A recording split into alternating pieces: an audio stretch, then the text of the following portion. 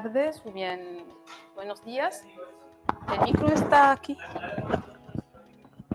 ¿Está bien? Vale. Nosotros vamos a presentar una presentación sobre la docencia de aprendizaje en la era de la IA y vamos a hablar un poquito de Marruecos. No sé si alguien de vosotros ha visitado Marruecos. ¿Quién ha visitado? Vale. Yo, Tánger, Marrakech, Chefchaouen. ¿El norte? Sí, principalmente el norte. Vale. Bueno, nosotros venimos del norte, especialmente, por ejemplo, yo, Iman Bakali, yo soy profesora investigadora en la Universidad Abdelmelek Sadi, en Tetuán, en el norte de Marruecos, y especialmente soy en la Escuela Normal Superior, donde se forman a futuros profesores. Y soy de origen de Tánger, pero trabajo en Tetuán. Yo voy a aprovechar este día para explicar mi paso y lo que fue o lo que es el IA para mí, para reconvertirme profesionalmente, porque me ayudó mucho para la reconversión profesional. Y la verdad es que estoy satisfecho de que luego vamos a hablar de mi experiencia y cómo he pasado de ser un profesional de recursos humanos, a trabajar en empresas y todo eso, pero luego pasé a formador, algo que quería hacer, empujado primero por ella, y la verdad es que me ayudó mucho. Esa experiencia fue interesante y es lo que voy a intentar presentar hoy. Y somos pareja. Marido, sí, marido y mujer. Sí. Bueno, ¿de qué vamos a hablar un poquito? Vale, ¿de qué vamos a hablar un poquito? Del estado actual de la inteligencia artificial en Marruecos y sobre todo en la área de educación y en la universidad especialmente. ¿Qué oportunidad da? ¿Qué desafíos existen? Y algunas recomendaciones prácticas y también un testimonio que lo va a presentar al final. Bueno, claro que como en todos los países, la inteligencia artificial normalmente es presente. Es como un poquito si volvemos al pasado, cuando había la integración de las tecnologías educativas. Bueno, es un arma a doble filo que tiene ventajas y tiene, claro, puntos negativos. Y todo el mundo tenía miedo de la integración de las tecnologías. Ahora estamos viviendo un poquito lo que vivíamos en el pasado, sobre todo con la inteligencia artificial. Bueno, en Marruecos ahora estamos en una fase de modernización, de integración masiva de tecnologías, de conectividad. Se hacen muchas cosas importantes y la inteligencia artificial abre muchas vías y nuevas vías. Hablamos un poquito del marco estratégico, lo que pasa ahora, hay muchas estrategias. Aquí hemos puesto, bien voy a hablar de algunas que son muy interesantes, que uno de ellos es el Plan Estratégico Digital Marruecos 2030, y en este plan normalmente es sobre digitalización general y transición digital del país, y en este plan hay una parte muy importante sobre la inteligencia artificial, que es un centro de transformación social. También hay lanzamiento del Digital for Sustainable Development, que se lanzó hace poco tiempo. La creación, por ejemplo, del Centro Internacional de Inteligencia Artificial, que es muy importante, sobre todo en África, porque Marruecos se sitúa en una zona muy importante que es muy cerca del país, del continente europeo, y también tiene conexiones con el mundo árabe y también africano. Entonces, este centro es como un centro líder en el continente africano. También se realizaron en julio 2025 la Asamblea de la inteligencia artificial, y es en este evento que han empezado a trabajar sobre el plan, la legislación o bien el marco regulatorio de la IA en el país. ¿Qué hay actualmente y qué está haciendo? Está en progreso ahora, como he dicho, el marco estratégico regulatorio, que todavía no está finalizado, pero se avanza mucho en su producción. Para trabajar con la IA actualmente, ¿con qué marco estamos utilizando? Estamos utilizando la ley 0908, normalmente es la ley que se marca el tratamiento de datos personales y protección de datos. Se usa también en los sistemas de inteligencia artificial. Y hay, claro, instituciones que ya están funcionando y de gobernanza y que se encargan de este tema. También en el marco de la inteligencia artificial se realizó en 2024 una evaluación por parte de la UNESCO, y Marruecos fue uno de los países que ha aceptado participar en esta evaluación para ver que hay, por ejemplo, o bien el estado de cómo está preparado el país para el avance tecnológico, sobre todo en la inteligencia artificial. En esta evaluación se sacó varias cosas que son importantes y también recomendaciones, que son 17. De lo que resaltó que hay avances en conectividad y gobernanza de datos, porque últimamente se ha hecho un muy gran esfuerzo, sobre todo en la conectividad, en varios espacios, que da un poco de problemas en las zonas que son, por ejemplo, en el mundo rural. Y también gobernanza de datos. Se crearon muchas instituciones y centros, sobre todo de enseñanza superior, especializados en la inteligencia artificial, que son como referentes en el continente. Las 17 recomendaciones de la UNESCO son 17, pero como trabajo mucho en el mundo de educación y formación, lo que se ha dado como recomendación importante, que claro que hay que investir mucho en el mundo educativo y sobre todo en la parte infraestructura, formación de profesorado y también adaptar los programas al contexto, claro, al contexto marroquí. Bueno, en la educación, porque no se puede, no son dos cosas separadas. Se hacen, claro, estrategias del gobierno en todo el país, pero ¿qué se hace en el mundo educativo? Porque normalmente es cómo vamos a transformar estas políticas en la realidad en los centros educativos. Vamos a hablar de lo que pasa por nivel educativo por dos grandes niveles, porque en Marruecos tenemos dos ministerios, uno especializado en el grado infantil, primaria y secundaria, y el Ministerio de Educación Superior. Entonces, en la enseñanza infantil, primaria y secundaria, hay un programa que es muy importante en Marruecos que se llama GINI. GINI es Generalización de Integración de Tecnologías Educativas en la Enseñanza, y este programa se lanzó en 2003, y han empezado a tener, por ejemplo, a dotar centros de tecnologías, formar profesores, trabajar sobre estrategias de integración y muchas cosas que son interesantes. En este programa se interesa actualmente también a la parte de IA.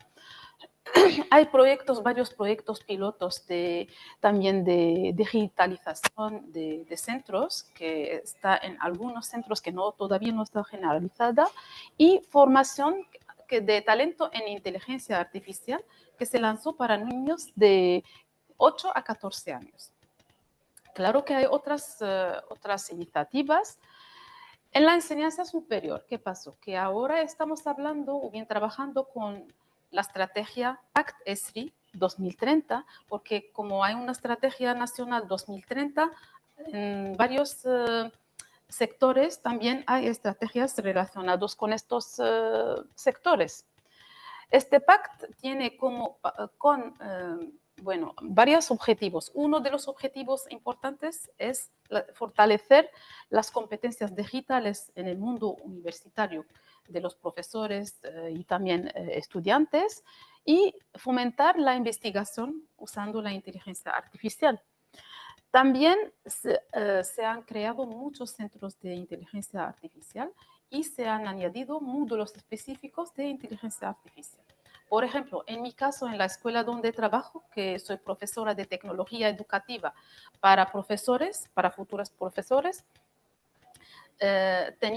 teníamos un módulo que se llama tecnologías educativas, que es obligatorio para todos los futuros profesores. Antes no había la noción de inteligencia artificial. Hace 3 años se añadió una parte específica para la inteligencia artificial que es obligatoria. También se incrementa o bien se integra la IA en la investigación con mucha importancia. En general, en los estudios o bien las investigaciones realizadas, ¿cómo usan los profesores la inteligencia artificial? Bueno, es como casi todos los profesores del mundo, por ejemplo, para buscar referencias bibliográficas, para mejorar textos, para crear fotos, recursos, etcétera. Y se usan estas herramientas. Bueno, el problema mayor que tenemos sobre todo en el mundo de investigación es el uso correcto de estas herramientas, sobre todo por los doctorandos que hacen investigaciones y quizás todavía no tienen una formación importante o suficiente sobre el uso correcto e ético de estas tecnologías. Claro que la IA ofrece muchas estrategias o bien oportunidades porque permite, claro, personalizar el contenido según el nivel o bien según la necesidad de cada alumno, y también minimizar la exclusión o bien facilitar la inclusión de los estudiantes, sobre todo que tienen necesidades especiales. También permite detectar los problemas de los alumnos y proponer herramientas o bien remedios y automatizar la tarea de los profesores, porque a veces hay cosas que se pueden hacer con IA y con los que podemos ganar mucho tiempo. Pero hay desafíos y limitaciones que normalmente son a veces generales, que existe una brecha digital, porque se puede ver que hay como dos grados de personas que usan de una manera avanzada la IA, que saben cómo manejarla, y hay personas que no. Y eso puede venir que normalmente también de los costos, o bien que estas tecnologías son un poco caras, que también necesitan a veces mantenimiento, también dispositivos nuevos, porque se compra material, pero después de un poco tiempo ya este material no sirve, que está un poco caducado. También hay riesgos éticos y legales, como todavía el marco todavía no está listo, entonces hay este problema de miedo, de seguridad. Hay otra cosa que la formación. Por ejemplo, la mayoría de los profesores, la formación que tienen, hay muchas formaciones ofrecidas, pero la mayoría es autoformación. Y hay un gran como resistencia al cambio, porque como sabéis que mucha gente no quiere salir de la zona del confort, que tienen una metodología, un método de trabajo que no quieren cambiar para no tener más trabajo que hacer. Y también hay riesgos de contenido que a veces que es un poco falso o bien que no está correcto.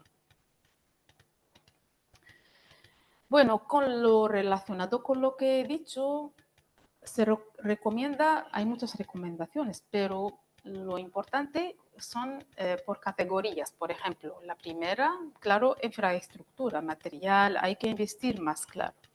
Hay que reforzar el marco jurídico. En esto están trabajando por el momento y va a salir en pocos meses la legislación.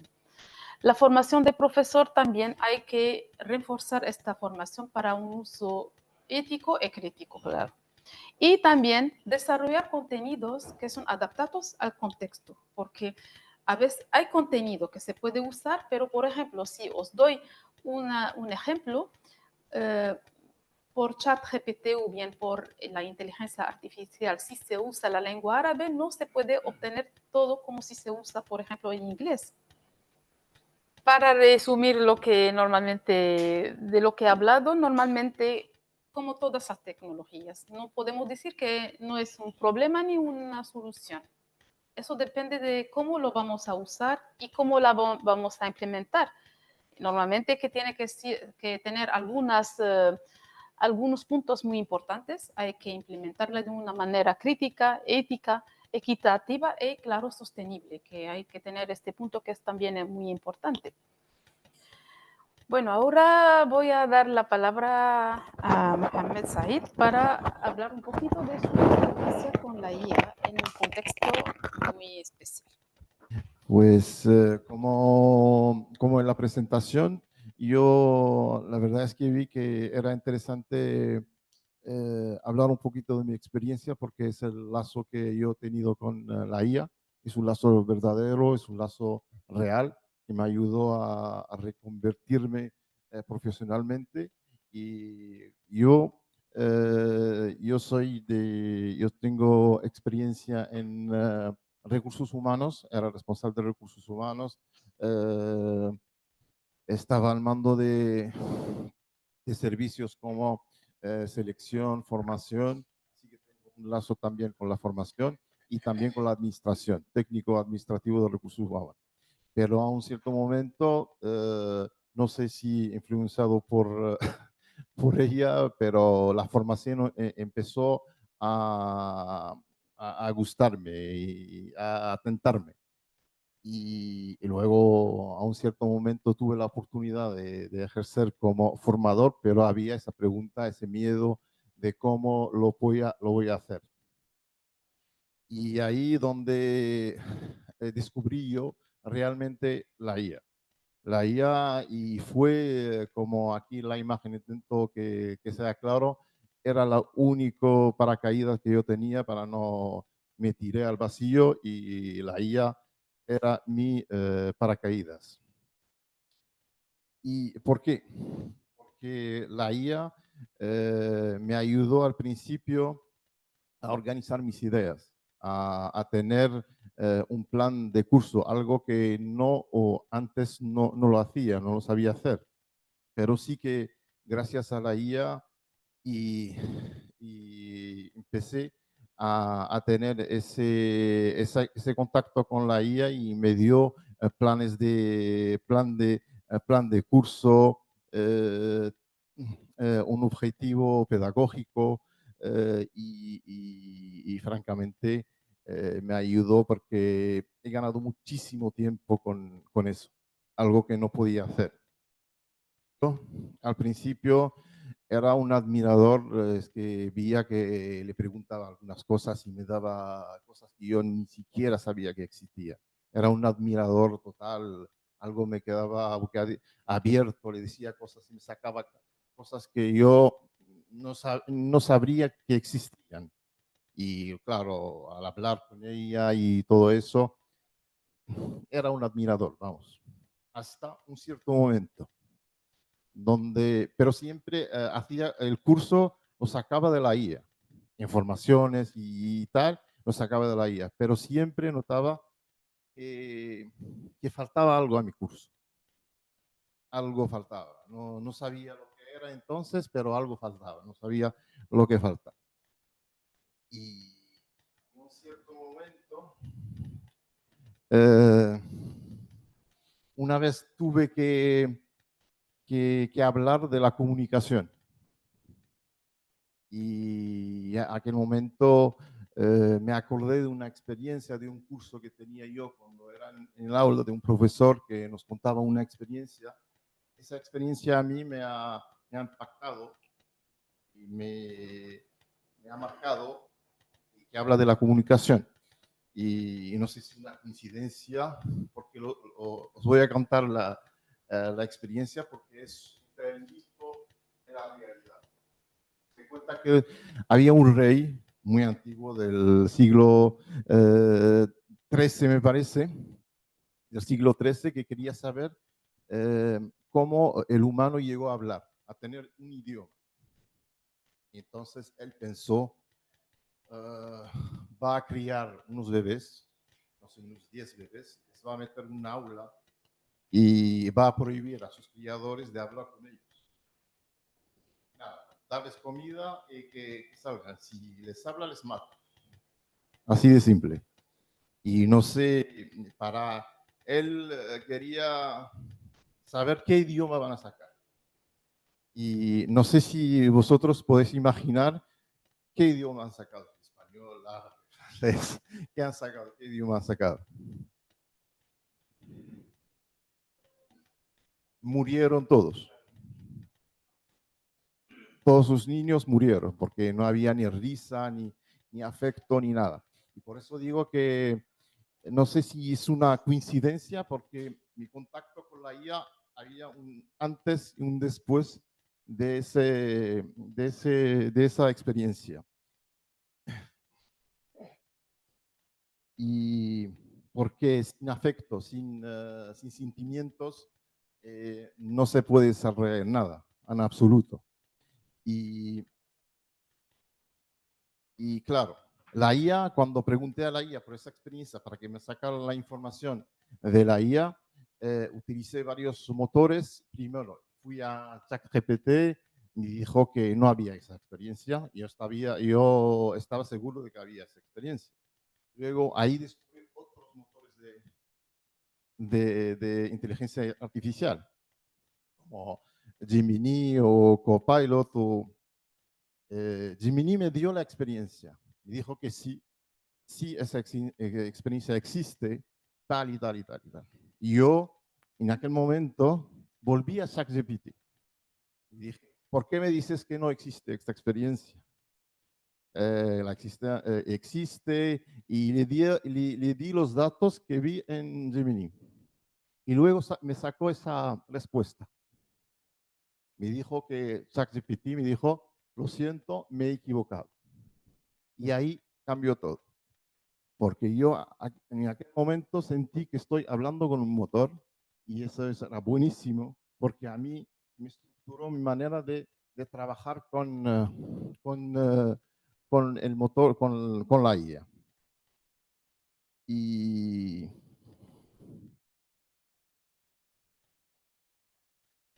claro, a partir de ahí ya empecé a utilizar la IA de otra manera, más inteligentemente, a ganar más tiempo. Me ayuda, claro, a ganar más tiempo, pero siempre la diferencia va a ser yo, lo que quiero hacer en el curso, lo que quiero dar, el impacto que quiero hacer, quiero tener con los alumnos y todo eso. Porque la diferencia siempre será yo como soy, mi alma, mi reacción con los alumnos, mi experiencia. De ahí empecé a utilizar la IA solamente para lo que estáis viendo aquí. Ejemplos, por ejemplo, recuperar nociones como hice con esta experiencia, teorías, experiencias con datos concretos, sí que me ayuda mucho a sacar datos muy concretos, ahorrar tiempo en la preparación de clases y evaluaciones, diseñar exámenes, enriquecer los contenidos con perspectivas que quizá no habría considerado solo. Y esa fue, francamente, mi experiencia. Y de ahí